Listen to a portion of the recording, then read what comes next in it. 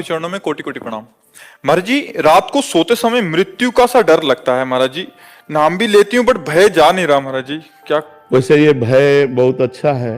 किसका है ये भय? हमें तो बहुत अच्छा लगता है कि अगर हम भयभीत हैं तो भगवान का चिंतन होगा, भगवान का आश्रय होगा, संसार का आश्रय छूटेगा।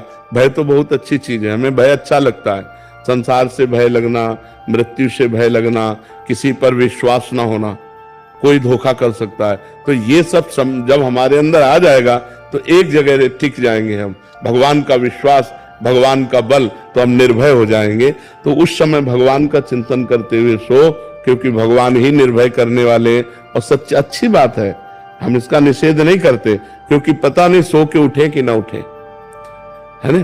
सोने में सोते सोते ही दिल फेल हो जाते हैं, पता नहीं उठ पाए कि ना उठ पाए। बड़ा जीवन संकट में है, बड़ा जीवन संकट में, पता नहीं जीवन साथी कैसा मिले, बड़ी समस्याएं हैं।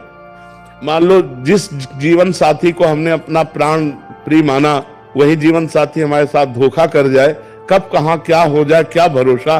बड़ा अपने पले हुए परिवार को छोड़ करके अनजाने परिवार में जाना, तो हमें लगता है बहुत प्यार सम्मान से लड़की को रखना चाहिए। लड़की को चाहिए कि अपने पति को भगवत भाव से देखे, बड़ा प्यार सम्मान करना चाहिए। आजकल ये सब बातें किताबों में लिखी केवल रह रही हैं, वर्तमान में तो दिख नहीं रही हैं। वर्तमान बोले हम शुरू हो गए हैं। हाँ, अगर एक एक सुधरेगा तो सब सुधर जाएंगे, एक एक सुधरे ना तो सब सुधर जाएंगे। आज वातावरण बहुत गंदा हो रहा है, तो हमें लगता है अगर हम भगवान का नाम जप करें, भगवान की कथाएं सुने, संतों का संग करें, तो हमारी बुद्धि पवित्र हो, इन सब बातों से हटे और भगवान का चिंतन करें, तो हम निर्भय हो सकते हैं। भगवान के चिंतन से निर्भय हो सकते हैं, दूसरा कोई ऐसा नहीं जो हमें निर्भय कर सके। अपने आप में भय होना अच्छी बात है, क्योंकि ये भय ही हमें भगवान तक ले जाएगा। जो सभीत आवा सरनाई, रखियो ताई प्राण की नाई। भगवान कहते जो भयभीत होकर मेरी शरण में आ गया, उसे मैं प्राणों से भी अधिक प्यार करूंगा। रखियो ताई प्राण की नाई। श्री हरिवंश महाराज जी।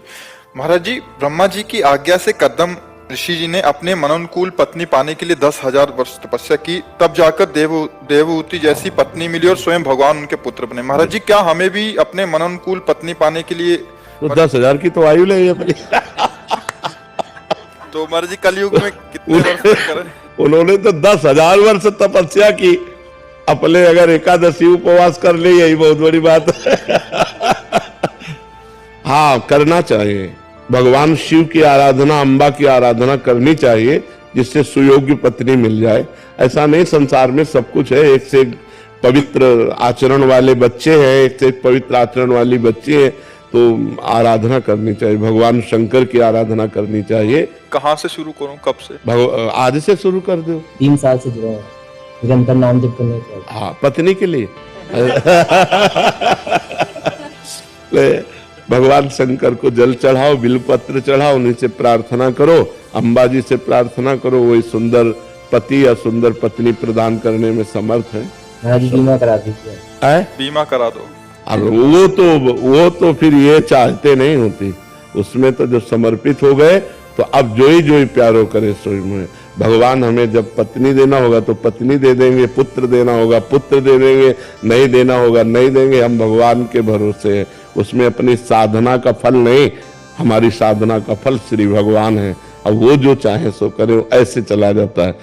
भगवान की शरणागति में बीमा का मतलब कल जो कह रहे थे, वो शरणागति है।